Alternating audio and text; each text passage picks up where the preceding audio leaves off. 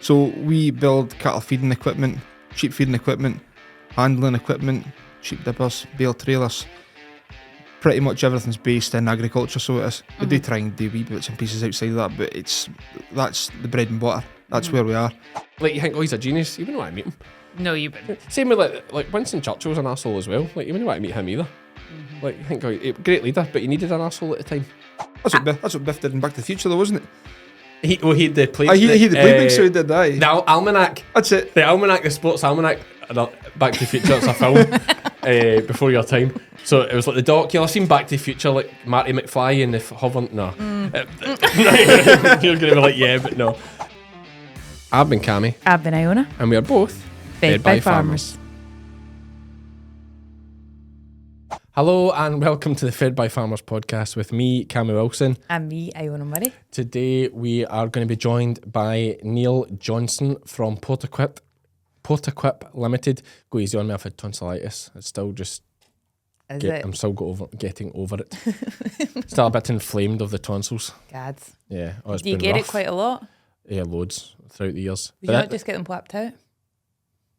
No, for some reason I wouldn't. I was even in hospital one time with it when I was younger. Really? I don't know It's what. weird. I thought they were desperate to get them out. Well, not anymore. I think it's the last resort now. But back in my era, they were. But for some reason, I always never happened to me. To be fair, this is the worst bout I've had since about 2014. I had a real bad go of it. But yeah, it just came on. Well, I've had it a few times, and sometimes you can just get through it and it's okay. But like by the third day this time, I was like, wow, this is getting really bad. Couldn't sleep. I was like, I better go to the doctors. And at that point, I was in a bit of a mess. And then he's like, oh yeah, Christ. He's like, here's some antibiotics. and then I made it worse by crutching lambs in the sun all day. Like that's I know. Hey, listen, I know. Okay, and I know you know. I know it was wrong because of how bad I felt after it. Because I had too much sun, too dehydrated, too much time spent bent over, like pressure on my throat.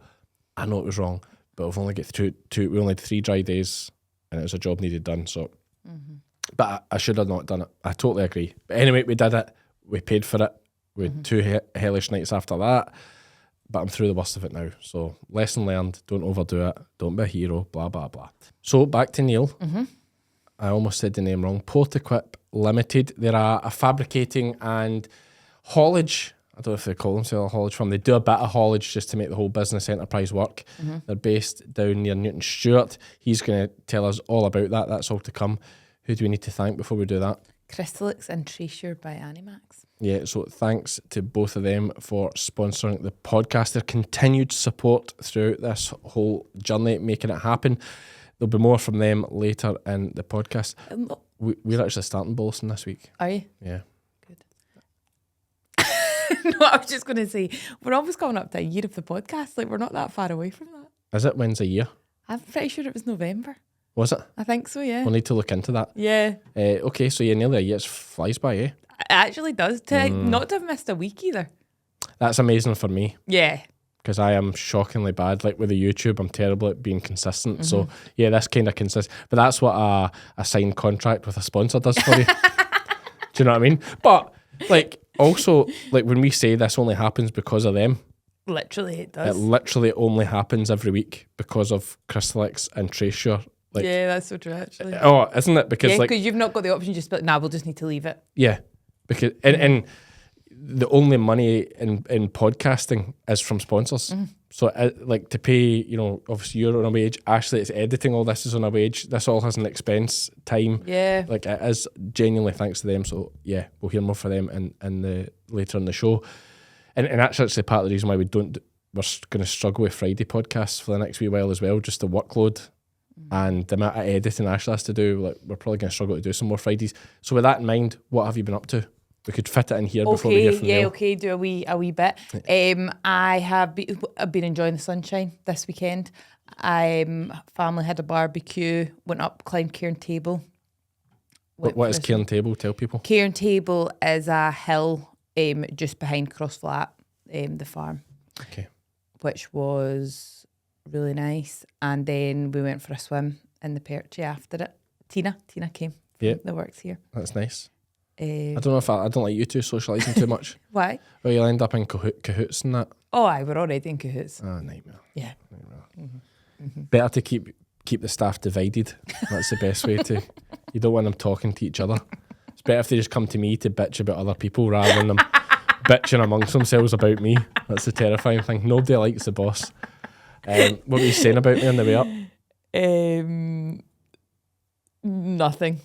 You didn't come up in conversation. Oh, shut up. Lie. No, Lie. do you know what, right? And I've said this before and I'll say it again. It's so lovely being in a job that I can just tell you exactly what I think. Like when you're annoying me, I tell you. Like, so there isn't anything going on behind your back because she can tell me exactly what you think, but it's just not suitable to tell me on the podcast exactly what she thinks. I hear about it after. It's actually got a safe space for me. This is why I'm asking her these questions. I wouldn't ask her these questions if it was off the podcast. But you'd prefer that? Then it's out in the open. Oh, yeah, that's the way to do it, definitely. And we had Muirkirk show. Oh, yeah. Yeah. We've not spoken actually, we'll then. put a wee clip in of Iona tossing the sheath. Oh, magic. Thankfully you get 3 goes. This is going to be priceless for the... Hard to watch. I don't know if I'll be able to use this in the podcast. Maybe We can talk about... Maybe the next one will be better. We'll talk about it next week in the podcast. Aye. Talk about the technique. Cody's getting a bit of coaching here. Come on, Iona. Come on, Cammy's pal. It's quite simple. Out of the bar. Aye. Jesus, it's a drama. It's a drama. Hey! Easy. Thank Christ. Easy. Jeez, okay. Good effort. Good effort. You did it, Mum. You did it, Mum. High five, Jock. There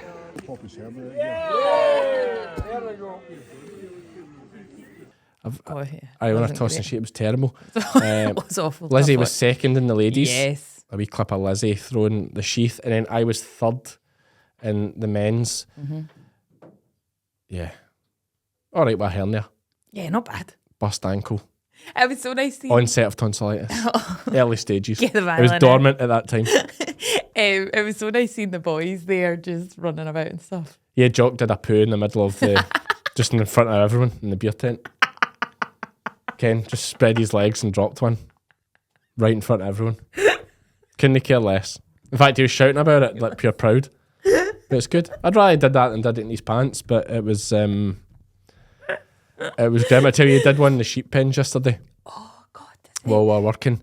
And So what, are you potty training at the moment? yeah, he never wears nappies now. Right, so Even that's... at bed, night.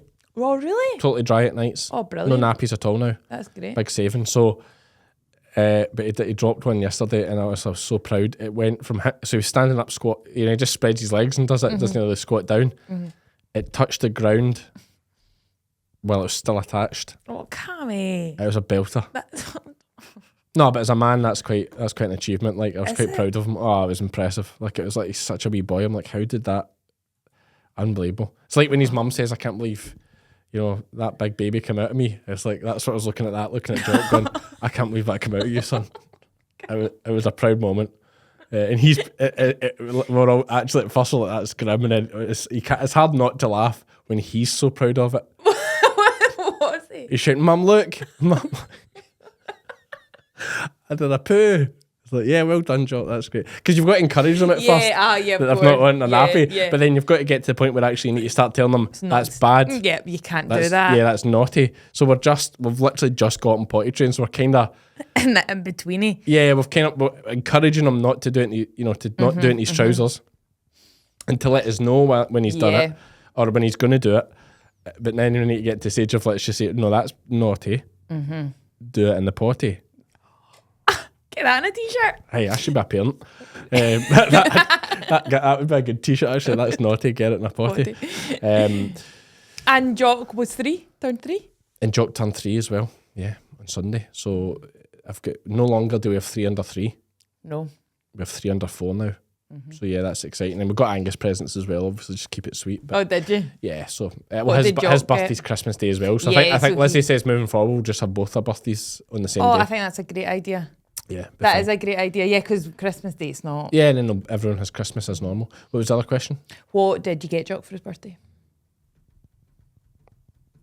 No Whatever Santa brought, I don't know. It's terrible. It's just that yesterday, what did Lizzie get him? Nothing particularly.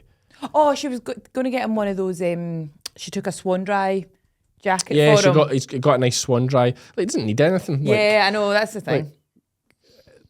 She got a couple of wee bits and pieces of rubbish to lie about the floor, but like, all he's interested in is the balloons.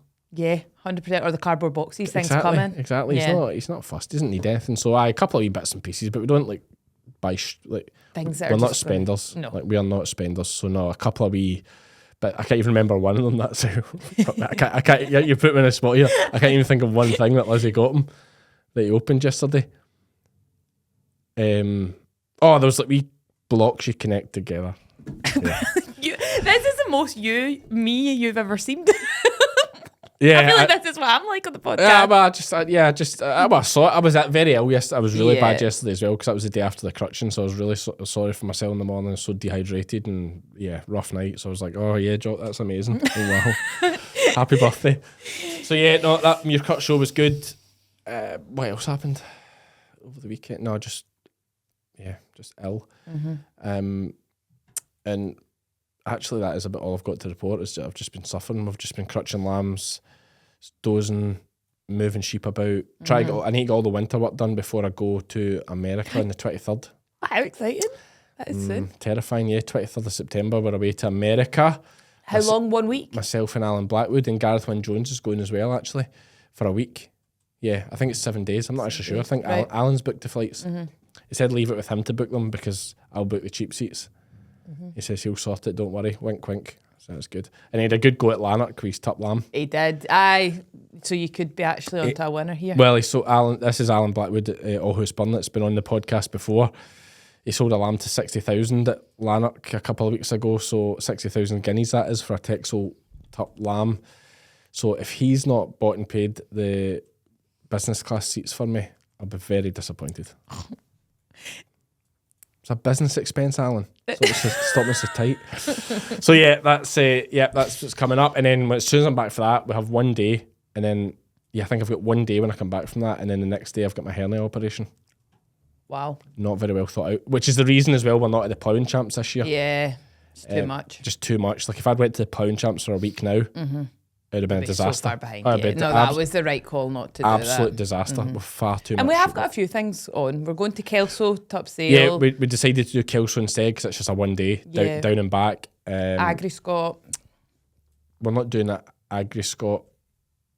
We're doing the Agri Expo. Sorry. Yeah, I'm going to Agri Scott, but we're doing the Agri Expo with the merch as Agri well. So yeah, we'll see you at Kelso this week, folks. We'll have the merch stand there. Iona and I will be there on Thursday, is it? Friday we'll be there. But right, listen, we'll hear a bit more from Neil. We can play it at the end. Yes, should we just put a wee note that some of the tangents... Oh yeah, okay. So, folks, recently... Actually, in recent interviews, we've not been doing as many tangents. We've been sticking to it. Yeah, whereas with Neil, when he came in, it was all very kind of last minute. I think Neil, through Portequip, very kindly, I've got to say, full cards on the table, gifted me a hog feeder, which is for feeding my lambs, like a kind of creep feeder type thing on wheels for feeding my lambs. All about that will be on the Sheep Game YouTube channel, but there'll be a shot of it here in the podcast as well. But he gifted me that. And I says, while you're up, come in and tell us about the business, because I like hearing about agricultural businesses and hearing their story. So that's what he does in this. But we do go on a few tangents. Somehow we went from, I think we go from like speaking about Notre Dame to, better not say, I should do my warning before I say the words. Yes. To talking about ladies of the night. Okay? Everybody knows what that means. Yep. Ladies of the night. Yeah. So if you're Iona, I don't think it's an issue, really. No, I just think it's worth just mentioning. Maybe if there's like young ones in the car or whatever, we're talking about like, if you're listening in the car with kids, they might say, what does that mean, Mum, or what does that mean, Dad? And it might put you in an awkward spot. Okay. Think fast, make something up. Here it comes. Here's Neil. We're here with Mr. Niall Johnstone from Portequip Limited. I see you on the t-shirt there. Neil, how are you? I'm not too bad at all. Aye, getting there slowly. Aye, but goodie to come up today. Neil's just been in dropping off a hog feeder to me. Okay. Very kindly gifted me a hog feeder. They look so sexy when they're new. Like new Shiny. new equipment. See, before I get a chance to wreck it, Yeah. I'll not write this one because it's so heavy duty. Is that right? That's exactly right. Aye, if you're right this year, you're doing something seriously wrong. Aye. So that was part of the thing. Actually, it's quite interesting. And I suppose we'll get into the kind of stuff you do a bit more, but we should tell us a bit about Portequip just to lead this whole thing off. So Portequip, we're based down in the southwest of Scotland, so we're right in the heart of the Galloway Forest. Company was started back in Scotland in about 1985, so we're coming up to 40 years. So we're of the company trading in Scotland. It was going slightly before that, so it was back in 1978 with Sam Curry, the founder, owner, still boss. He moved over with the family and that after they started it up, so they did from Northern Ireland, it's Ballymena. They moved over here, so they did, and they just sort of had a go at it. So they did. Originally farmers, so this farm's still there, but the farmer's run by his older son. I think he's Keith older. I think he's older, and the factory's run by his other son Philip.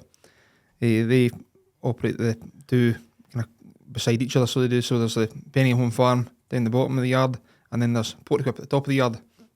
So it's on a working farm, Portequip? Aye, yes, aye. So Okay. we're working farm there, just down at the bottom of the yard. So there's still the gates that you can get through. So there is, which is a bit of a pain because Keith always comes up and tries to get something for free. Aye. But it's right enough. So as it works away, so it does. Aye. So what is Portequip? So we build cattle feeding equipment, sheep feeding equipment, handling equipment, sheep dippers, bale trailers. Pretty much everything's based in agriculture, so it is. We do try and do wee bits and pieces outside of that, but that's the bread and butter. That's where we are. Market is really onto any farm, so it is. We've got a lot of sheep farmers with our lamb creeps, hog feeders, the sheep dippers now, massive thing for us. We've done, if I said we've done 20 of them in the last year, then I might be wrong, there might be more than that. But if you go back the last 3 years here, just like Cammy, you know yourself how Scab's been and that, and it's just, we must have done about 50 or 60 out of Portequip in this small factory that we've got. I think it's great to hear because Scab is a disaster at the moment. So many problems with sheep health actually at the moment, but Scab is one of them. It's an absolute nightmare, so it's good to hear you're selling a lot of dippers. Yep. Lance Armstrong's your big customer, of course. He is. I see Lance running about with Portequip. He is. He's got 2 or 3 of them. So he's got 2 or 3 of our ones. And He's your moving bill. In fact, he's the best advertising you could get because he's on Lance will be on dipping 300 farms a year, maybe more. Guaranteed, aye. He is. Aye. He's the likes of, well, the equipment it sells itself, so it does what it goes on farm, so it doesn't. You see the likes of Lance going onto farm and that, and he does a great job. So he does. Him and his son Robbie. I think they've got other guys working with them as well. I don't really know them, but they're they came down. So the Lance has always got his own wee tweaks and that he wants to make to things. So he always comes down, has a wee crack with us and that, and says what he wants. We'll put it onto a drawing for him, and then we'll do what we can. The likes of that one there. We made a couple of adjustments to make everything easier to operate and to set up.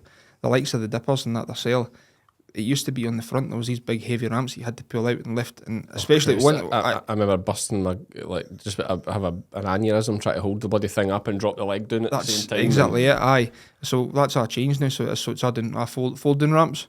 So it is in the front. So the front ramp just folds down. It's just on a spring at the sides, and then it's easy enough packed away as well. But Lance didn't want the back ramp to be folded because he was more fear about the rattle coming for the side gates, because the gates are like a frame that goes on, and he thought there might be a bit of rattle and a bit of light coming underneath. Okay. So he didn't want that. So he wanted the back ramp to still be the pull out ramp. So I think Robbie will still have his work cut to say will be when he's lifting it in and out. Drag the big ramp out. Aye. Yep. Because they're solid bits of kit. And as we're talking here, anyone that's watching the YouTube will have some shots of the dipper and kind of the bits we're talking about here on the YouTube as well.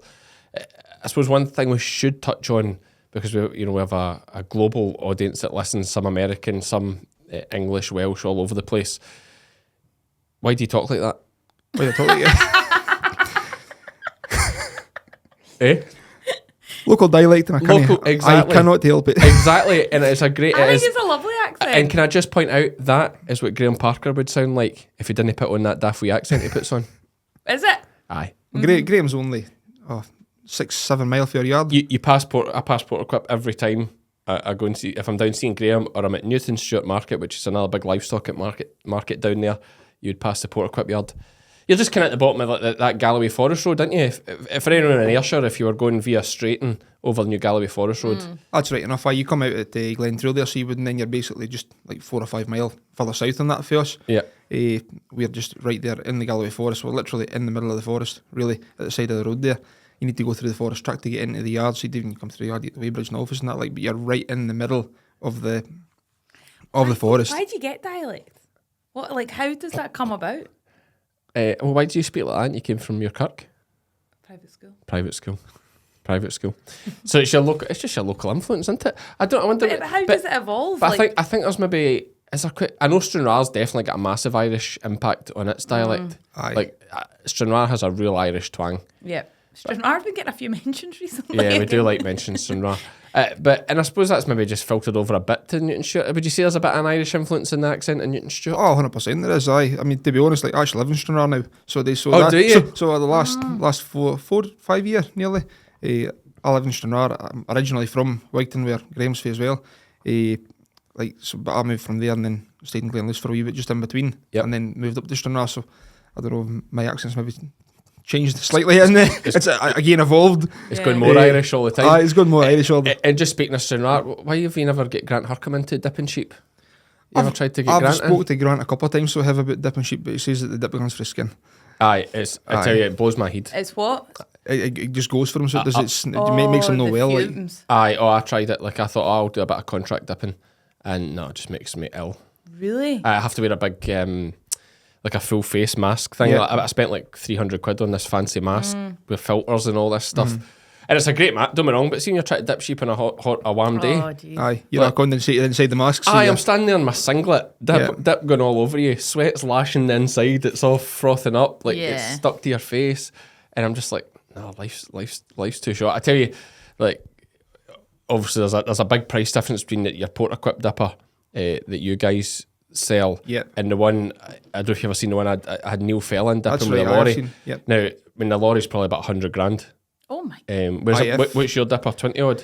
The dipper there, the Nebo on farm, the tractor drone one, we're always looking on farm about 17,000, so we're for it. So there's it's a totally different. But why is that 20? Why is that 100,000? Because it's a lorry and it's like moving parts and hydraulics and it's a totally different. It's not a farmer's. Obviously, Lance is contracting big time with your one as well, but like a farmer could justify buying that. Yeah, okay, you know, if a farmer had 1,500 sheep, a farmer could easily justify buying that dipper. Yep. To be fair, the one that Lance has got slightly different because it's for towing behind the Jeep, so it's fully road tested by DVSA and that as well. Like, so it is slightly more. So I mean, you're talking about 23, 24 for it. So yeah. But again, a farmer, if he's buying it for sale, he doesn't need justify that. it. Well, you can but you don't need that. If it tows behind the tractor, that's exactly, fine. Exactly, You're going to keeping it on place. What I think would be a great option, and like, I suppose it's tricky because farmers, although they get on with their neighbours, maybe aren't tight enough for their neighbours. But I always think somewhere like Muirkirk, buy one for the parish. If 3 folk got together, 5.5 grand each, quick maths, 5.5 grand each, you share the dipper 3 ways. And you just work as a team, like old school. Like I love that. See up in the Western Isles where they're doing all the dipping now. I just love the old school. Like they share everything. You know, like you come help me share mine. I'll help you share yours. We'll help you share the next guy, and they all do it as a team. And there's no money changes hands. It's great. We've had that, so we have actually where there's been quite a few people like clubbed in together to buy one, just for the exact reason as what you're saying there. Perfect. I can't remember if we got the deal or not, but there was one up in South US. I think it was. And there was people were up there and they were wanting to do that. I can't remember if we got that deal. If that's maybe still ongoing actually. Yep. But it was one of the deals that was that you think, well, it's pretty awesome. So it is when you actually see people that are clubbing together, nice. And it's cracking. So it is. I mean, they're just trying to help each other. And at the end of the day, so they are as well as help ourselves. Oh, absolutely. And places like that are a perfect example of when to do it, because you know there won't be that many big sheep flocks there, but scab is a major issue in the Western Isles at the moment. Reduce the risk of fly strike and livestock irritation at grass with Crystalyx garlics. Flies and midges are a constant pest to livestock throughout the summer and are responsible for diseases such as summer mastitis, pink eye, blue tongue and Schmallenberg. No repellent is 100% effective in the fight against airborne biting insects. However, Crystalyx garlics can play an important part in reducing the number of flies that land on livestock. Containing concentrated garlic extract, 5 times more potent than pure dried garlic, Crystalyx Garlics offers a natural defence to biting insects, with the high sulphur compounds in garlic acting as a natural insect repellent. With a full complement of vitamins, minerals and trace elements, Crystalyx Garlics balances the known deficiencies in forage while stimulating the rumen for enhanced animal performance. Make the switch this summer to research-proven Crystalyx Garlics. What causes it? With scab? Well, I suppose the biggest issue with scab, I mean, scab is essentially a mite that's on the skin, Right, okay. That's drawn blood out the skin, and that's why the sheep are like, they scratch themselves to the bleed, and then it creates a scab. Yeah, So okay. that's, I can't remember the actual correct. Scab is not the scientific name of it. Okay. We call it scab because it leaves a scab. Okay. You know, whereas lice, they'll rub it themselves, but they won't rub themselves till they're scabbing. Raw, yeah. Till they're raw. They'll just poke all the wool out and look hellish. Yeah. Whereas scab, they will literally chew themselves like to bits. Like, it's a terrible, terrible thing. So it obviously shows the level of discomfort. But the problem is now it just spreads so easily. And there's loads of things. Folks say it spreads in deer. And it's folks say the birds spread it by picking up pooks of wool. You know, I've heard all these things, but generally it's just sheep to sheep. Like, Yeah, okay. and I've said it before. I know Cali Market recently had a dipper. I don't know who the contractor was. It was actually their dipping. I'm not too sure. No, but there was a dipper set up. I mean, I need to speak to one of the guys actually at Cali Market and see how that went.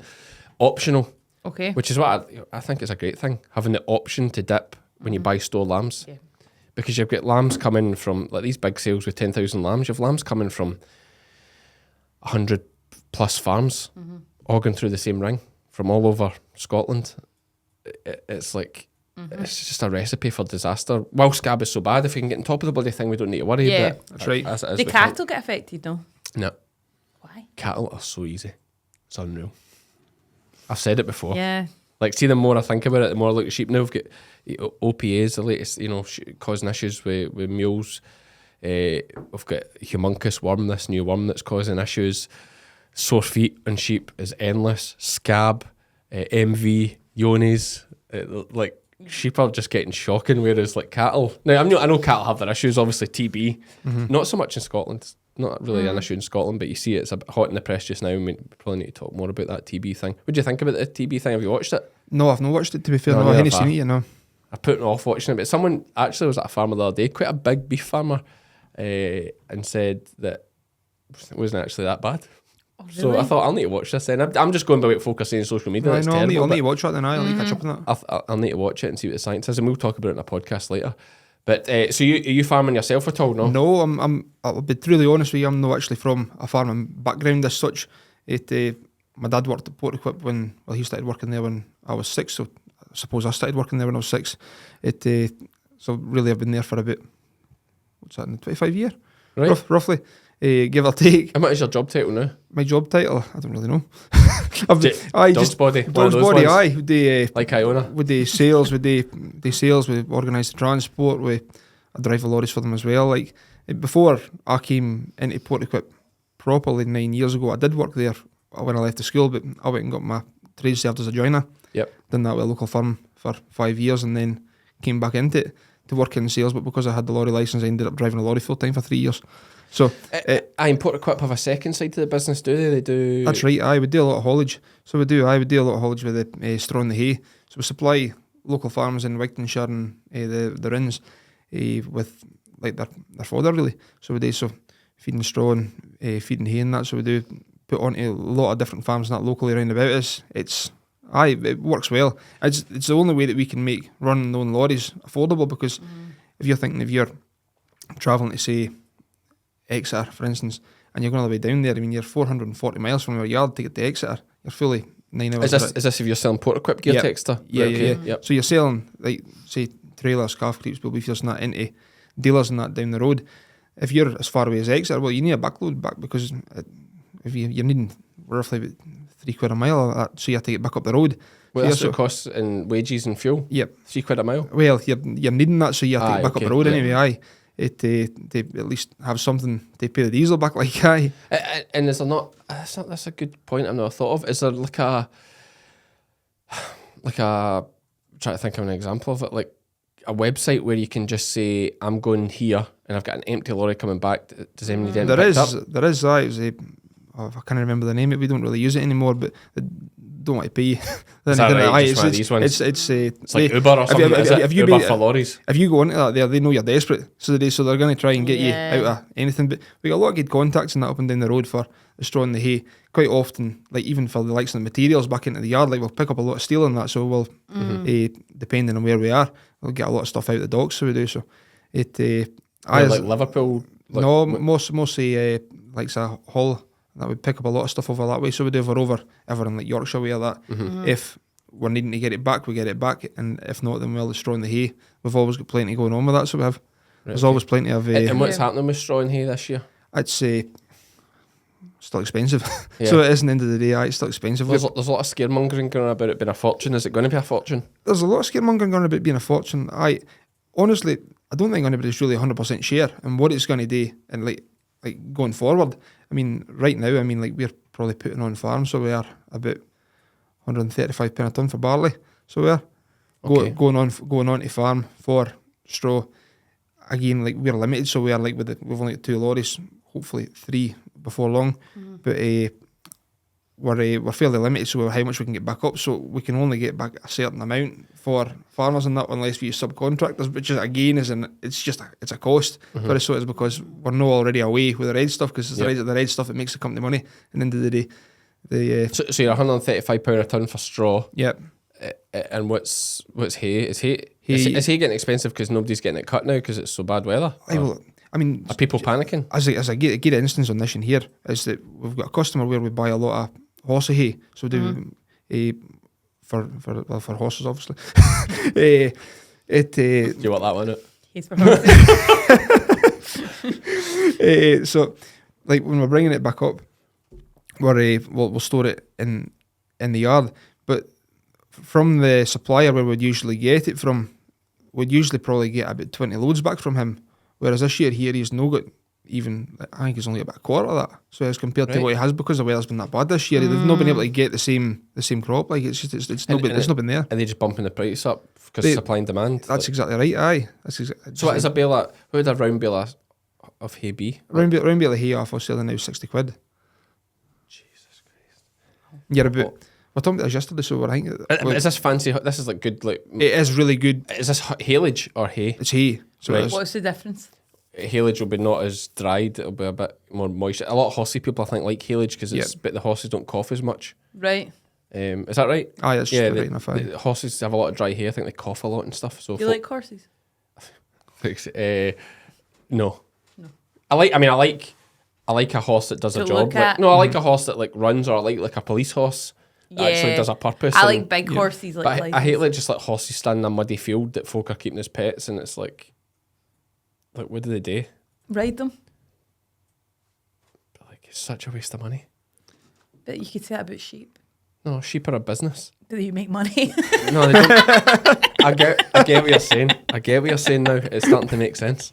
It is the exact same. In fact, probably be cheaper just having a horse. Probably. I'd probably lose less money if I just had a couple of horses. Yeah. I don't know. You've got me there. I think everybody goes mad for the likes of the tack and that, so they do with the horses, don't they? Everything that goes with it is so expensive. They spend a fortune on. Well, I see these TikTokers, these horsey girl TikTokers selling leggings and stuff like that. It's all a fortune. Ariat, isn't it? That's the deer brand. Is it? Aye, I think Ariat. Even like your saddles and everything. Fortune. Aye, but surely once you buy a saddle, that's you for life, is it not? Do you replace saddles? I suppose everybody's got their brand, everything they like to upgrade. Christ, aye, think about it. Farriers. That's it. They're doing it. We need to get a farrier on. We'll get Andy Ireland on. Yeah, they are doing well. Yeah, Andy's. We've got. Although bad for your back. Is it though? Andy looks all right. Bent over all the time. But worse than Sheeran? No, probably not. No, exactly. And Sheeran's not that bad for your back. It's fine. I think they just say that so they can add more money on. Do you think? I think it's one of the ones. How much does a farrier get, like, for a... All of it. Loads. I don't know. I've never... You get any horses, no? No, I've no horses. No, Lassie's not into the horses, no? Nope, I'm not into the horses. So into Taylor Swift, though. You tell me that. No, that's... What, your daughters? You went to Taylor Swift, didn't you? It's alright, so to be fair, I didn't mind it. I didn't mind the concert. Hey, the concert was great. Taylor, I'm not saying anything. I like Taylor Swift. Can I just put my cards on the table? I think she's got very good songs. I think she's a very good role model for women. Why? She's a strong, independent white woman that don't need no man. Yeah, she is. So she's good that way. Multi-billionaire. Yeah, I mean, she's not Adele. Oh, no. I mean, nobody's Adele. She's not Adele, but she's pretty good. So how was Taylor Swift? That was fantastic. So it was I. It was a great day. So it was. How much were the tickets? Far too much.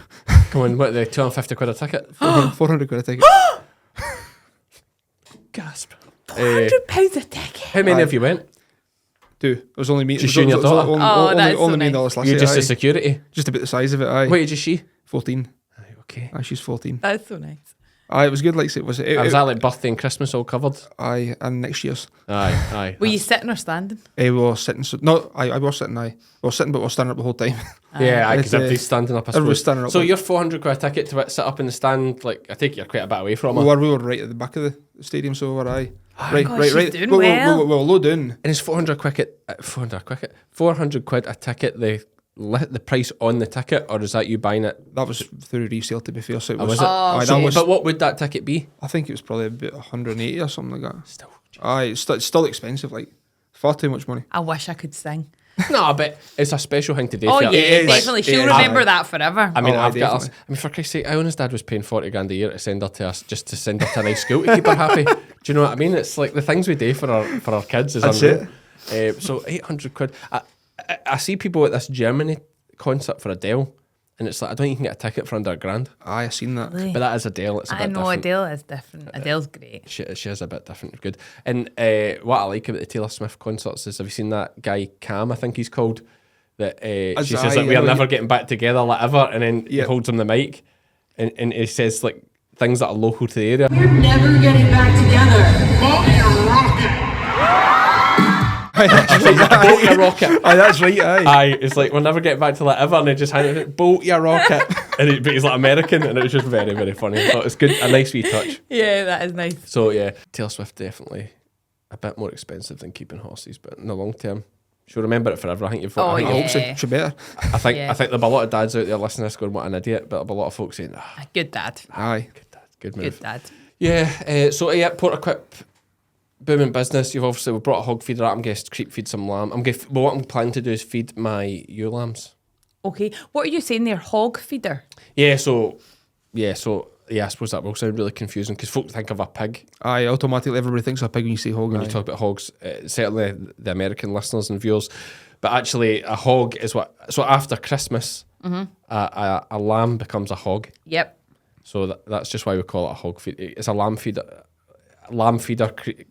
creep feeder, whatever you can call it. Anything really, Right, okay. I suppose. A But it's hopper. only hogs, only smaller sheep that'll be able to fit in it. No, you could feed ewes. Anything could feed in it. That's the joy with this one here that Right. that Cammy's got for us is that you can fold the gates up or you can take the gates completely off, so you can ad lib feed it. So you can like your bigger Okay. your bigger animal can get in. So I they can suppose that's feed one off big it. thing why you call it a hog feeder, not a creep feeder, because Yeah. it lets big hogs when they're hogs are getting quite big and woolly. Yep. So they're nearly the size of a grown sheep. So that's why whereas a creep feeder, I'd imagine the smaller ones you get, where you have to adjust the head space for them. Right, okay. So this one's like totally open, but there is gates that fold down. Anyone watching the YouTube will be seeing it here on the screen, and it just lets whatever size sheep you want in. So we've got a few different variations of it. Like we've got a really small. Well, I'm saying it's not so much small, but it's like 200 kilo capacity that you'll fit your feed into, and it's got a shelter on it. So it does. So like it also acts as a shelter for them in rainy days and that. So it does. So it can help them as well. Texel guys and that. Aye, yeah. they're Yeah. really popular. So they're, I don't know, I think there was about 120 of them sold this year. So it was because of the amount of rain that has fell. Like it's. Is that right? Aye, there was a. They're even good in the warm days though too. That's because right, aye. The Oh, bit of Texels can shade. lie in the shade. Yep. Again, we're always trying to kind of like make things better. So we started fitting like floors into them, so then it wasn't getting too mucky around about them in the feet. If somebody wasn't going outside, they weren't putting feed into it as much. So like they weren't getting. They're not just lying in muck. They're not just lying in muck, so they know when they're in there. So So it's it's just to like help wee the feet. slats Like in them, is it, or would you put in the it's floor? it's like a mesh floor, so it is. It goes into it.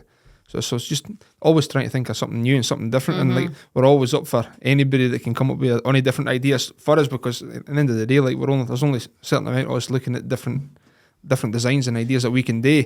So like we're for farmers, like at the end of the day, that's it, and that's what we're always trying to help out. I do like that. It's something we probably should. Is that you'll do bespoke projects? Like Oh, absolutely, aye. folk come to you with some drawings or an idea. Do you Yep. do the drawings for them? Like if they say I want this, and they do the thing with their hands where they draw the shape Aye. in the air with their Yeah. hands and say I want Just that. about it. Aye, like we'll do all the drawings. So we'd usually do like a wee sketch on paper first, and then put it all into like the computer software. The computer software, the drawing software, which is, it all comes together like so. You can get a 3D view of what you're gonna get before it's all together. Like, well, that's interesting because when I got my clipping trailer made, it was John Andrew, who's a local farmer. He's been on the podcast. John actually, his son made it, and he at the time was an engineering student at Glasgow or Cali or wherever it was, and but through that you get the software for free. But I think it's thousands of pounds for this software. it is, aye. But they get it for free while they're at uni.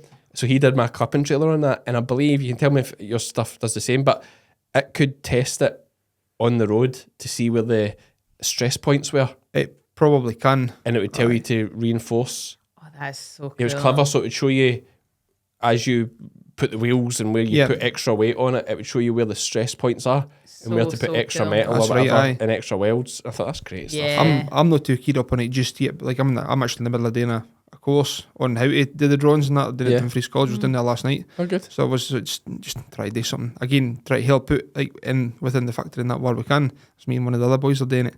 But like you say there, it costs thousands of pounds. One of the guys was saying to us that the student package that they've gave us, if you were to buy every module that they give you, it costs up to something ridiculous, like £20,000 for the year. No way. And like For the software? For the software for the year, like For and a one year? well, that's for the first year, and then I think there's like an annual fee after that, like, and it's like the annual fee is something ridiculous, like 7,000 or 8,000 quid per year. And this is just for the computer software. That's just for the software. That's draw stuff. That's before you've got the computer. It's mad, isn't it? Aye. I'm just trying to picture what you're doing that you could make that money back to make it worthwhile. Oh, but like that'll do big project like. Well, there's some massive projects made with like steel and engineering. Like your architecture projects are probably even more money. Like you imagine you have to hold this building up. Yeah, you know, will this steel, of course. I mean, that program probably does like building these modern buildings with steel beams, and it's like, does this steel? Is this strong enough to hold this building? There's literally lives at stake with some of that software. So it has to be top of the line. Oh, absolutely, aye. Your stuff's probably the bottom end of what that software's for. We'll only have like certain modules on it, so we do like for the main software. Obviously, we can't use the student software for like doing the main designs and that, or they hit you with a massive fine, so you can't do that. But the software that we've got, we'll only have. I think we've only got like 1 or 2 different modules on it, basically that covers like metalwork. Aye, and then anything else that we're needing to add on, like we can add on with like a subway or that if we need to. Know that we've ever had to really use that before. Yeah. But that software holds all your drawings. So it does the likes of the flat bale trailers, the cattle containers, the sheep dippers, everything's on there. So it does. And will it just tell you like what lengths? Will it literally give you a printout of what part, like what bits to cut? So what it does is it'll create your drawings. So it will, like, you'll need to like lay it out on your sheet so you can get the boys in the factory. But it'll print out all your material list, your cutting list, your bill of materials, so that then the boys in the saw shop know what to cut, and then the boys in the guillotine shop know what to cut. And then are you cutting all the metal and stuff in house? A lot of it comes in pre-cut, so it does like on the sheet sizes, but it always needs trimmed. So it does to square of that, because a lot of the times when it's coming off the big coils, when it goes into the factory, it might just be like, say, 3 or 4 mil off square, which in the end of the day, it's a lot once you start bending it, because it all ends up distorted and twist. So it needs trim before we can do anything with it, or the hog feeder will be sitting like that. It's the last thing that you're wanting. Yeah. So once the cutting list that comes out, everything goes into once everything's cut, everything goes onto the welding bays, and then everything's set out for the boys to put onto their jigs to weld it up. Nothing that we do is robotic, other than like we've got CNC plasma. But other than that, it's all manual work that's in the factory. We don't have any robot welders or that. Like everything that's built has been hand welded with us. Yep. Isn't it mad though that now all this software exists that, like, you know, for architects, for building houses and buildings, whereas not that long ago none of that existed, and people built houses absolutely fine. Yeah, no, but it didn't build houses like they built it. They were better. They were better. You've got to look at like the sandstone. Like you look at all the old buildings. Well, I tell you what impressed me. I was over in Paris for the Rugby World Cup last year, and I went to see that. Well, I didn't really go to see it. We walked past it, that Notre Dame building that burnt down. I don't even remember it. It was all over the news at the time, but the Notre Dame thing burned down, and then like within a week they'd raised so many billion from donors and stuff to redo it. Yeah, in fact, that's at the Paris Olympics. The bell they were hitting when they won That's going to be the bell, one of the bells that will go into the Notre Dame thing. That was why Right, they were okay. doing that. Realise That was what the point of that banging the bell was, because that was the to go back in there. And like, there was a whole wall talking through the work and the team they were into just building the scaffolding.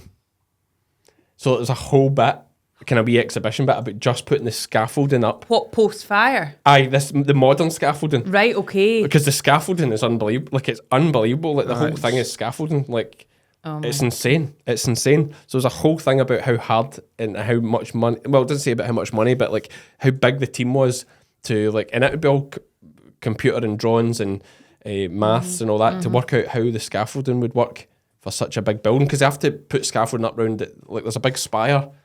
So they can get to the top of there, Yeah. aye. So how you get right up to that top, and it just made me think, like, exactly what you're saying, like, how the hell did they build that however many hundred Aye, years ago? no, I know. When was Notre Dame built? There's one for you. We'll just find out from, like, how How- mental. Aye, The that is. logistics of it. Actually, I don't know. Do they even have logistics? Like, And then do they they just have to- start building up and be like, I'll throw that wee brick there? But then they have to Aye, also but- go and find the bricks. They have to go and find what they're going to be building with. Like, it's not like that'll just come delivered on a lorry. Aye, okay, yeah, sourcing that, I suppose. But you Actually, just, back then, like, you wonder like how they managed to get like all this material from like Yeah, X that's what I place to think. There's no X place cars. to the next place. Like, you can, it's Yeah. aye, it's What was Well- it? Horse and carts? no, boats, I think. But the boats isn't going to take it right into the middle of Paris. No, but aye, okay, yeah, then it'd be probably horses dragging it, yeah. What? 1163 they started, 1345 they finished, so took it was almost 200 years. Jesus. That's crazy. 200 years working that thing, They reckon that with Barcelona Cathedral as well, don't they? Like, it's still not finished. right? I'm maybe wrong in saying that. It's been being built for over 100 years. Aye, and they've still not finished it. Like that, And that's modern times. that's modern times. They've still not finished it. And I think that's absolutely unbelievable. It's just because of the sheer amount of detail that they've put into Yeah. the project. It's like our version of HS2. Aye, but that will never be finished. No, that'll literally never be. In 300 years, they'll still be talking about it. There'll still be like roads closed and all that. Diggers sitting. Never going to get that done. Do you know what HS2 is? No, I knew you were laughing earlier. I could see it was a high-speed railway that I've spent like Right. 20 billion on. In the I was UK? going to make it, yeah, in the UK. Yeah, Right, it's meant okay. to connect like London to Manchester, and you meant to do it in, I don't know, 45 So- minutes. right. Crazy, and it's meant to like lift the whole house prices of all the way up gosh, there. yeah. And it would mean you could work in London but live miles Yeah. away. So far away. And it's meant to help with the whole housing issues and all sorts of Yeah. stuff. Bit of a waste of money, I think. And I think it's a bit of a waste of money. Well, it's certainly been a waste of money now. Aye, absolutely. Aye, Yeah. for all the time that they were cutting off it to start with, like I think it was. Well, what are you from Manchester to London in the train? Well, I know for Carlisle down to London, you're about 3.5 hours, aren't you? So I mean, like, it's not that long. No, it's- really, it's not. It's But not But you that couldn't bad. commute. No, aye, but like Even I if it's saw an that hour. guy, is it Rory Sutherland or something? He called the marketing guy. There's a guy on TikTok with kind of curly hair. I think it's Rory Sutherland. I've got that name in my head, but is that his name? And he says a great thing about it. In fact, if you're watching YouTube, we'll clip it in here. You know my example of the Eurostar. £6 million spent to reduce the journey time between Paris and London by about 40 minutes. For 0.01% of this money, you could have put Wi-Fi on the trains, which wouldn't have reduced the duration of the journey, but would have improved its enjoyment and its usefulness far more. For maybe 10% of the money, you could have paid all of the world's top male and female supermodels to walk up and down the train, handing out free Chateau Petrus to all the passengers. You'd still have £5 billion in change, and people would ask for the trains to be slowed down. Rather than try to make it quicker, why didn't we just make the journeys a wee bit better? Aye, a bit more comfortable. Aye, Yeah. Why don't you just make it the whole thing a bit more luxury? Like, and you'd have saved a fortune. And nobody would actually, folk would want to, his point was folk Aye. would want to be on for an extra half Aye. hour. Yeah, because it's so nice. Because it's so nice.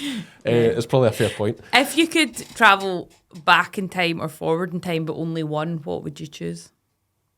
Sorry, say it again. If you could travel, you can either choose to travel back in time or you can choose to travel forward in time. Can you come back to present day? Yeah. Yep. Oh, back in time, obviously. You'd come back a millionaire. What do That's you a mean? good No, point, but you actually, aye. can't change. You can't change anything. You're doing, like, for example, I would want to But go by- back to when they first started using money just to see how that all worked, like So- how that started. Hang on, just to get this right here. So you can go back in time, but you can't put a bet on. No. Or you can't invest in Apple or anything like Nope. that? If you go forward, You can't change. You're there as an observer. You're just but observing. if you go forward, you can find out what the Grand National winner is, so you can, and then come 100%. back. I'm going forward. That's it. I gone forward. Right. Forward 50 years, what's the biggest business? No, 50's too many, I'll be dead by then. Forward 30 years, what's the biggest company in the world at that point? Maybe check up my NHS medical records, see if anything bad's happened to me, and then go back and buy shares in that company. I can't believe that's your guys' thoughts on it. Just Maybe how check to out, make money. Maybe check out a couple of national winners. Aye, absolutely. Who won the Premier No, League? why wouldn't you want to go would you not want to go 400, 500 years? I would want to go that far forward if I'm doing it and see what life's like. No. That's what Biff did in Back to the Future, though, wasn't it? He had the play. He had the playbook, so he did that. The almanac. That's it. The almanac, the sports almanac. Back to the Future, it's a film before your time. So it was like the doc. You'll have seen Back to the Future, like Marty McFly and the Hovern. No. You're going to be like, yeah, but no. So yeah, he did the sports almanac. Loads of people listen to this, especially like farmers of 30 plus will remember Back to the Future. Yeah, he had the almanac and became a millionaire. That's right, because he had all the results of all the sports. Right. So he was betting and winning all these bets and becoming really rich off the back of it.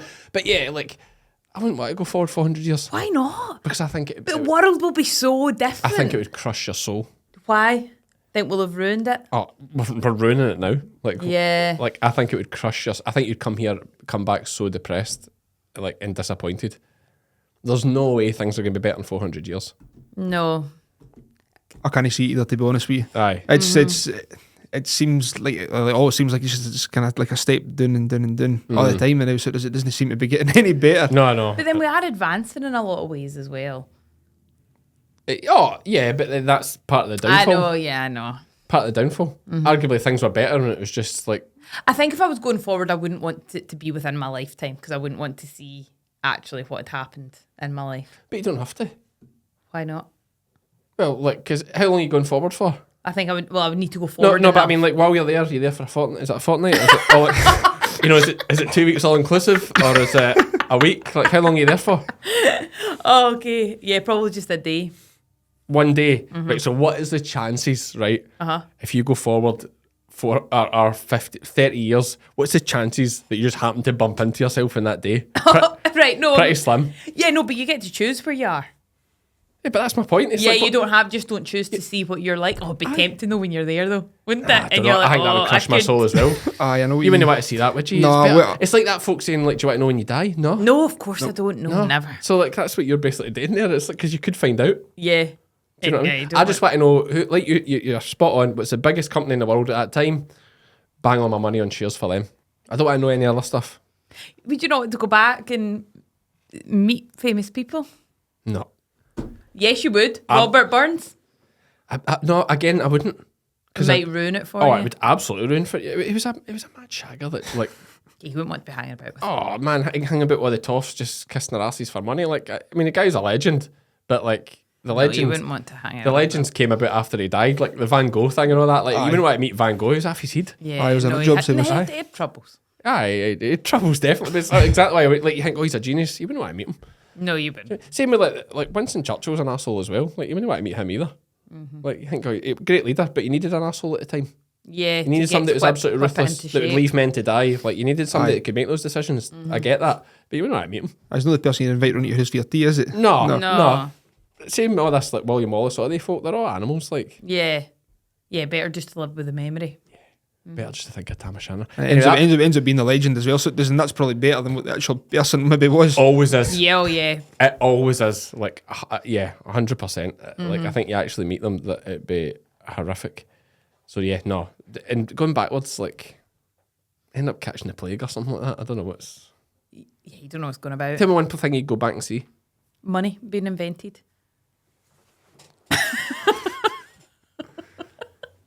What is that? The idea of money has always been there because it was always like trading, wasn't it? Before it was pieces of gold before they started putting the king's face on it. But could go back and see anything. You could go back and see the dinosaurs. And I wants to go and see when somebody first handed over a bit of gold. Only because it was in my mind there when we were talking about do you know the first bit of gold was? Do you know what's the oldest profession in the world? Farming. No. Prostitution.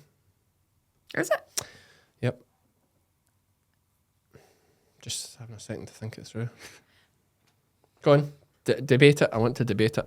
Okay. Never thought we'd be debating this year. But You're saying prostitution because that was the first thing you got paid for, whereas farming... No. It's the first thing that there was any trade off for. What about food? What do you mean, food? Well, surely you're trading stuff off for food. No, but food's the thing you're trading.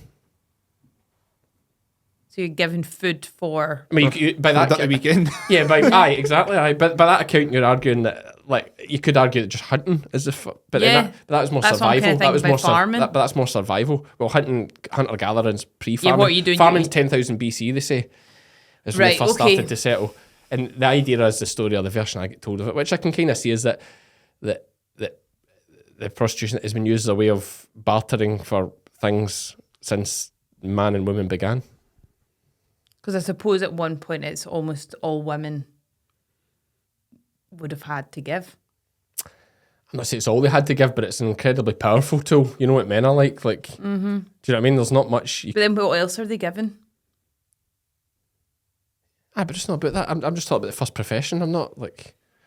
We're just getting quite deep into this. It's getting quite deep right enough. Let's just accept that that's the case. Right, okay, it is surprising. And I Farming would like to second. fact check Can we it. Google what's the old... Just Google oldest profession. It's interesting. I've never heard that before. Interesting. I've There never you heard go. that before. And, I mean, calling it prostitution's a bit... I mean, sure the ladies back then didn't think of it that way, but there was usually a trade of services Yep. for goods. Interesting. Yeah. When did prostitution become illegal? Is it illegal? It is not illegal. Surely it is. It's illegal here. Is it illegal? I think. Well, You should know you're a I police. know. I'm not actually sure. It's not illegal in the UK. There we go. it's not See? illegal. Yes. What? Told you I was good at my job. Look at that. See, I knew it wasn't illegal. That really surprises me. I'm surprised at that as well. Actually, aye. Because it's not illegal to work in a brothel. It's illegal to own and operate a brothel. Right. Okay. Right? I believe it's also illegal to use a brothel. I'm not sure if that's right. But it's no. But it's not illegal to work. It's to protect victims. Because Right. people that are working in prostitution and in that industry are usually victims. Or, people really desperate or whatever. Yeah. Folk don't grow up and go like, oh, I want to do that because it's my prime job. Some people do. Like, you've got a lot of it now. They're making big money. But, Yeah. so that's why the law is that way. It's to protect the victims. The same way, so there's a law... I'm saying prostitution isn't illegal. That was only because I couldn't think of ever doing anyone for prostitution. But what we did do is there's an offence to loiter for the purposes of prostitution. So that hanging about in the corners. Yeah. So back before, like when I started in the police, this was before proper social media days, and you didn't have like all the apps and stuff they have now. So they used to literally just hang about on street corners, like old school, like Pretty Woman style. Although they look nothing like Julia Roberts, I always say that. And the reason we had that law that it was illegal to loiter for the purposes of prostitution was actually to protect them from danger. It's not to persecute them for what they're doing. It's when you're saying them, who are you meaning? The prostitutes ladies, or the yeah, loitering? the ladies. Oh, the ladies are loitering. Yeah. So they're loitering for the purposes of prostitution. And there was another crime. But they can go on and prostitute, and that's fine. That's not illegal. It's the loitering part that's illegal. Yeah. That is mad. It's strange actually as I think it out loud. Aye, it is. It's, when Well, but the it's like a protection. It's like it gives us the power to stop them, to try and stop them doing it for their own safety. Like to try and stop them getting in a car with some stranger. Aye, right, got you. Do you know what I mean? Like we're only charging them. But once it's like doing folk for speeding. Like we're doing it or not wearing a seatbelt. Like you're doing it for their own safety. But that what you're saying is, as soon as that lady And other folks' safety, I suppose. steps Aye. into that person's car, then okay, that's fine. But No, it's it's standing not. It's on- not. Why not? Because the man would be arrested then. Oh, but then I thought it wasn't illegal. That part of it isn't illegal, but picking up a female off the street for the purposes of prostitution, there's also a law, a statute for that. What? That's So the mad. actual bit. Well, it's like taking drugs isn't illegal. Being in possession of drugs is illegal. Right. Now I'm getting you thinking. So Yeah. on that, taking you're drugs getting me isn't here the illegal. other day. Yeah, So on that there then, right? So you it's- came here to talk and- about Portequip. We've went down some dark holes here. This is went I love way a over my tangent, head, though. like Aye, went way I over love my this, head, I love like. So it's when The person Aye, so paying is the- breaking the law, Aye, not the person receiving the money. if we could get rid of the guys that are doing this, it would protect the women. That is the point. 100%, aye. So it's illegal to pay, to solicit a female to pay her for that, but it's not illegal for her to do it, her part. Right, and receive Right, the okay, money. aye. Yeah, and receive the money. It's not, but it's illegal for her to loiter and hang about for it. Yeah, That was okay, the thing. okay, So, right, I get it. and it was like, and that was my point. It's similar to the drug thing. Like, it's not actually Aye. illegal to take. There's no law that says you did take drugs. It's you did have in your possession. Mm-hmm. You know, the laws are all possess drugs. Right, okay. But actually, so like if we, like, I'll give you an example. At times where, well, I've seen it on TV. It never happened to me personally, but like, you know, folk bust into a drugs bust, and the guy gubs the drugs. Well, like, unless they get those drugs Before. back out in some part, you can't really do them with possession of the drugs unless you physically see them. But even just seeing them, they could be anything. That's Aye, not, that's that's right, not aye. enough. They need So to it's a really grey area of Right, like, it's not okay, actually illegal that's to take those interesting. drugs, but it's illegal to have them in your possession. Interesting. So what if somebody just put it into your mouth? That's not illegal. Then they would. Well, that's a really confused. Then they would get done Yeah, for yeah, possession. but you're fine. Yeah, they. Are you? Is this with consent? I'm confused here. This is getting really weird. Yes. Yeah, no, They put the drug in your mouth with consent. with consent, but you've done nothing illegal because you've never been in possession of it.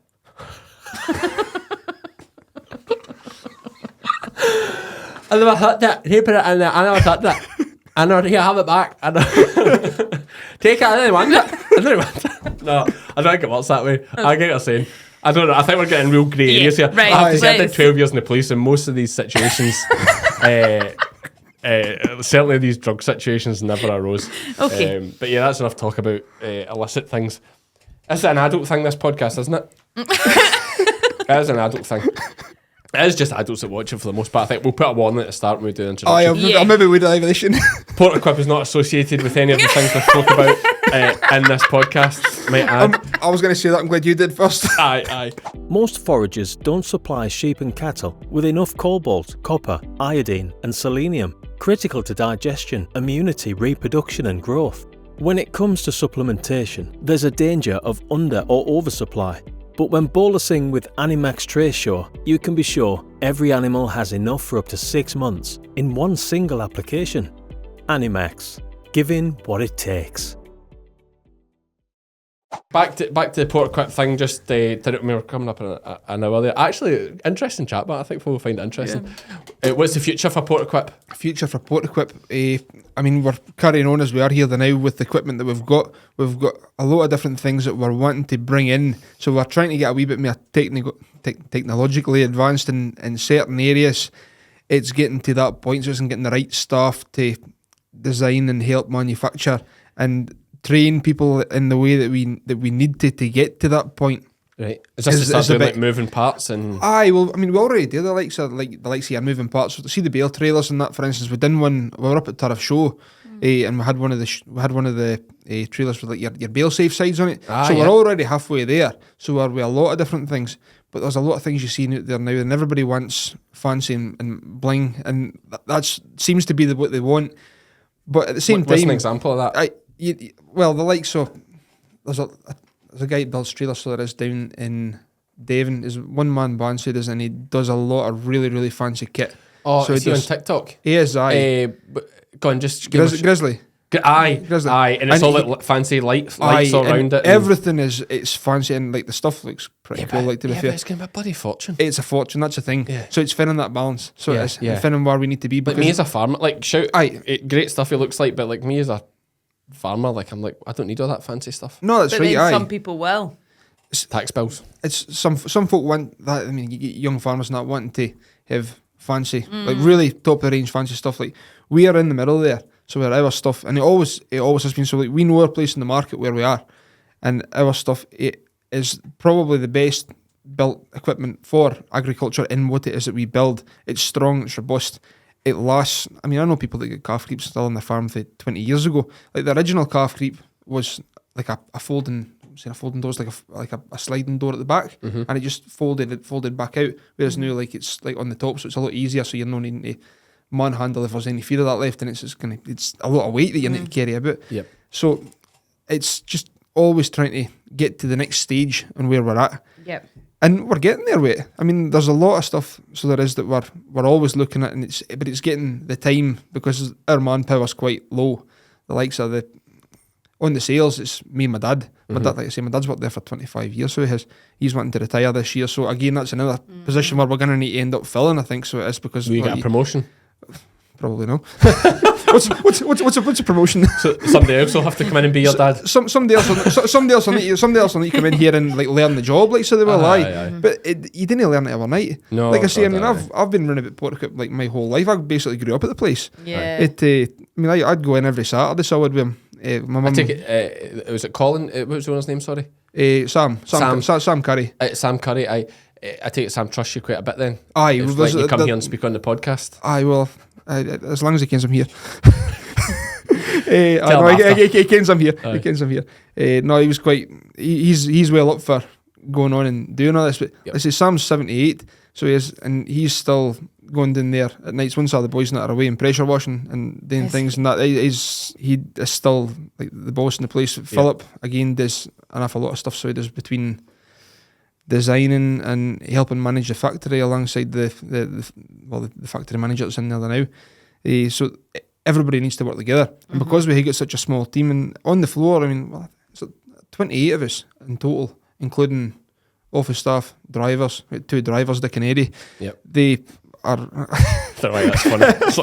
To do what you said it. But they are. I mean, the 2 of them, like they power through some work, like, so they're doing. Like I say, hopefully we've got another driver starting with us in the next couple of weeks here. Hopefully, fingers crossed, everything goes well. And but we always had like 3 or 4 lorries on the road, including myself. They could be doing kind of part time, and that is such like, and like come like when you're doing your own job. When you start doing that, you need to make sure that you're doing everything within the scope of the rules and that, and the wagons and that. You're probably caring about that day, like we've been in the police. But it's trying to manage your time to get everything going in the way that you want it to go, and keep pushing forward, keep going in the right direction. Do you actually do any welding? I've done welding before. Like, but you're no one of the welders. I'm not one of the welders. No. When I left the skill, I worked in the factory for a year, you may say, like full time. And I did bits and pieces of welding then, but I was alright at it, but I wasn't great at it. So it wasn't my expertise. It wasn't.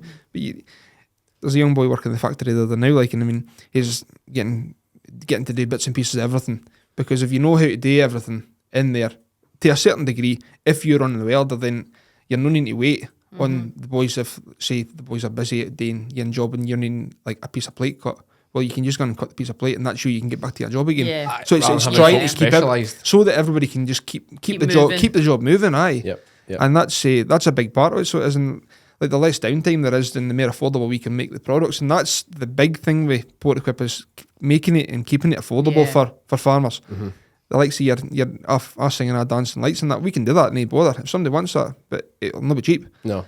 We build the likes of the bale trailers and that we build for carton straw and hay and silage and like all this stuff. Then we build it to a great standard, so we do, but we don't put all the bling on it. Yeah. Because we want to keep it to that certain price, not certain market. And we've had a great name in that there, so we have over the last 40 years, you may say, like since the company started. Like it's the company works away just grand, so it does when everything's going well like that. Yep. It's a very fair point. Actually, when I get that shearing trailer I was talking about earlier, we got it built with like wired plug sockets into each. It was a 2-stand I got made, and we got like plug sockets.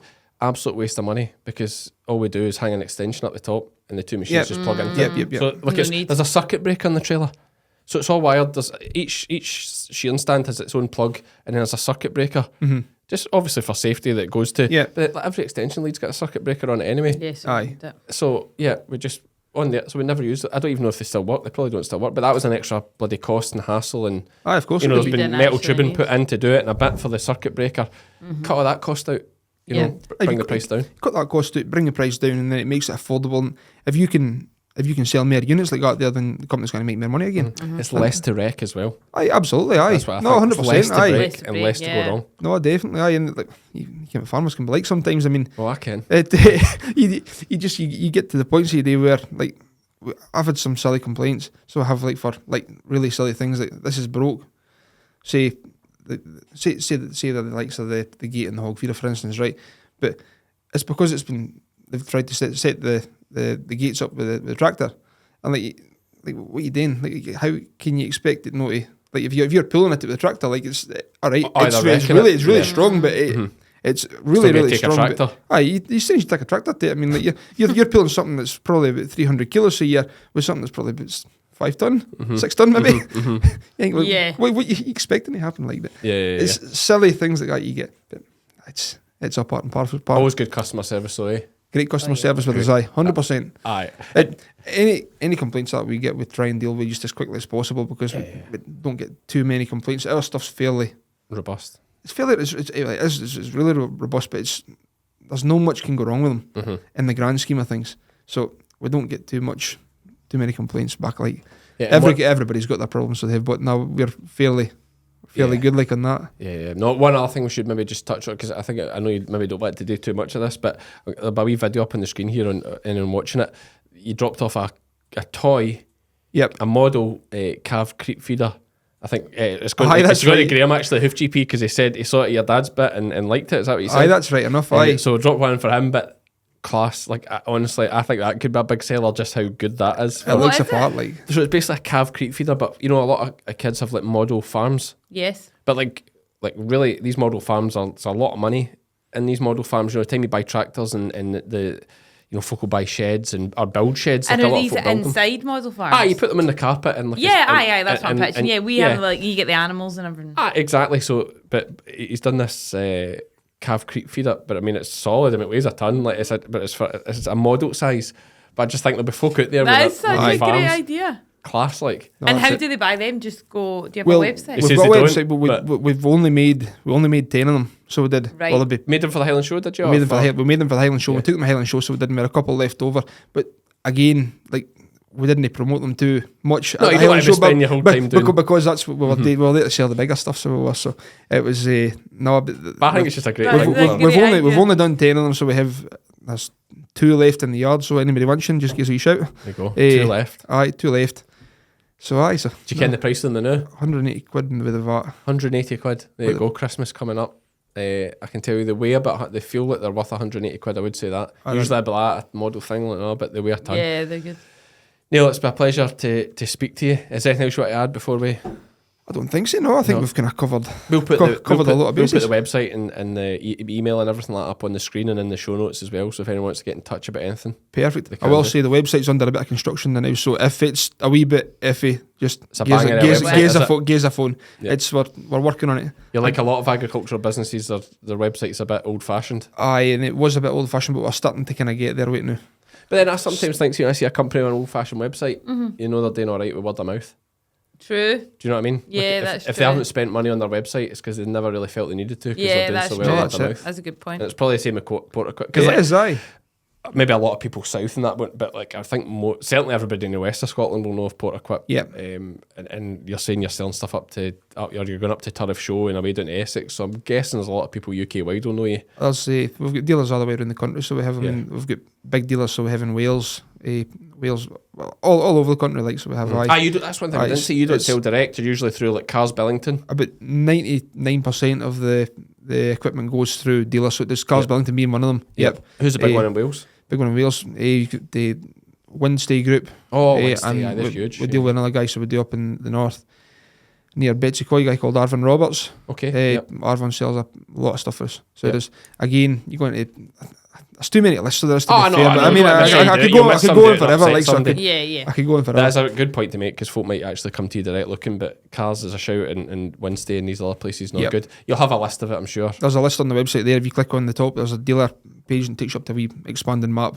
You go on there, click the icons, and you'll find where you need to go to. Perfect. Good man. Lovely. But thanks very much, Neil. Thanks guys. Thanks very much. Cheers. And just like that, we're done. I hope we didn't offend anyone. I think I referred to Robert Burns as a mad shagger. But before anyone gets offended by that, it is a very, very commonly used phrase in Ayrshire. Like if you go to a Burns night, like he's very, very often referred to as that because he was. He was. I mean, like half of Ayrshire is related to him because he had so many kids. I am, and I'm not even joking. I think it's something like my gran was something mad, like his great niece or something like that. Right, okay. It's like half of Ayrshire, I think. Was related to him because he got about. Fair play. Hey, who are we to judge? Listen. It was a better time. It was a simpler time. So anyway, thanks Neil for coming in doing that. Thanks, of course, for the hog feeder. This was a little toy. I say toy, but it wasn't absolutely. What's this? Oh, it's like that, Cammy. So proper. I mean, you could actually put a wee bit of feed in that and put your mice or guinea pigs into it, couldn't you? You could. That could be a wee mouse feeder. Well, some people keep mice for like pets. I know, but Cammy, they're not right.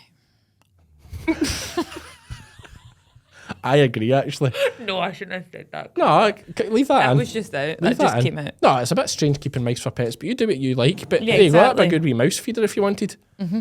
Yeah? Yep. Just a thought. I'm trying to think of other animals that could eat out of that, but... I think a guinea pig could. No chance of guinea pig getting in there. Oh, getting their wee heads in. But then they're mostly hair. Like Yeah, how actual, if they what? Squeezed in. If for anyone not watching, I just like squeezed their arms together there all of a sudden and flinched. Actually, here's a good question, and one for our listeners at home. How wide actually is a guinea pig? Because I think they're mostly hair. Yep, so shaved down. Could we? Are we talking more like a if you're watching on YouTube, like a ferret. If you're watching on YouTube, Ashley, our editor, will put an image of a shaved. Has there ever been a shaved guinea pig, Ashley?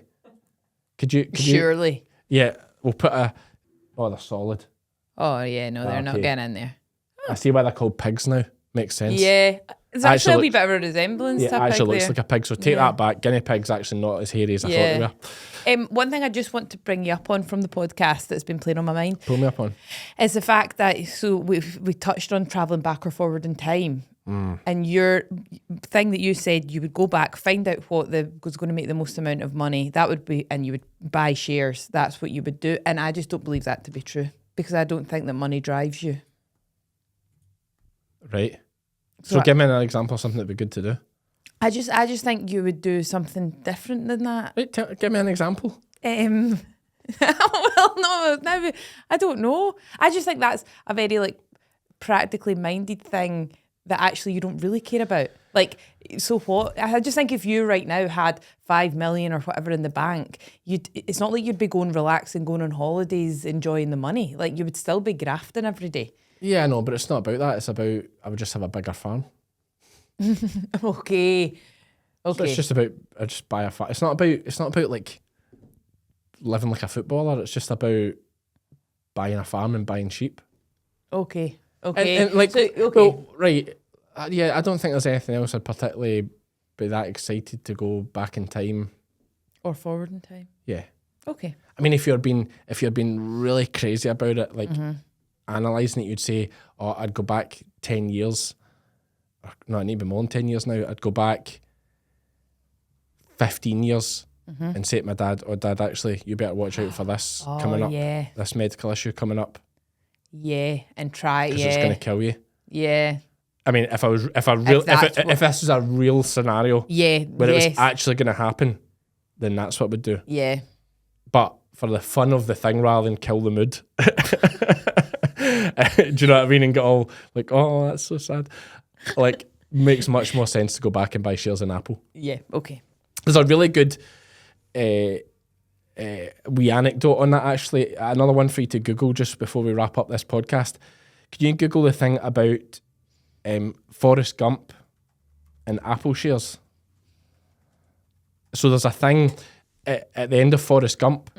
I'm sure it's Apple. At the end of Forrest Gump, is that right? End of Forrest Gump, someone sends him a letter that they bought him shares in Apple. Forrest thinks it's a fruit company because it's called Apple. Right, okay. And does it say how much they invested? 3%. So the ridiculous thing is, if they now there's some story about this, so I'm making it up slightly. I mean, even the fact that was in that thing then. So in 1994, they made a joke about buying shares in Apple, right? And there's some theory that if they had bought that 3% then, they would have made well, 3% of Apple. Like that is. They'd have That's made an more incredible. than every Hollywood movie since.